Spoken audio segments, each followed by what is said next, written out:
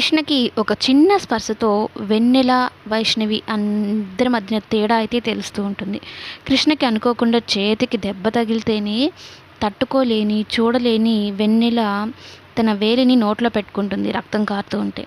అప్పుడు కృష్ణకి ఒక తెలియని స్పార్క్ అని తనకు తెలుస్తూ ఉంటుంది. వెన్నెల టచ్ చేసిన ప్రతిసారి తనకొక మెరుపు లాంటి తన బాడీకి అయితే అనిపిస్తూ ఉంటుందనమాట.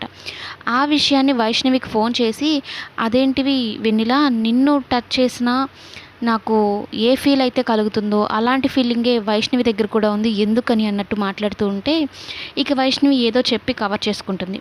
ఇలా చేస్తుందా వెన్నెల అని చెప్పని వెన్నెలకు ఫోన్ చేసి, "నీతో మాట్లాడాలి రా" అని వెన్నెలకి లెఫ్ట్ అండ్ రైట్ ఇస్తుందనమాట. "నేను కృష్ణని సొంతం చేసుకోవడానికి ఎన్నో రకాలుగా దిగజారాను. నువ్వు ఇంకా తనకు దగ్గర అవ్వాలని కానీ చూస్తే నేను దేనికైనా సిద్ధపడతానన్నట్టు వార్నింగ్ ఇస్తుంది.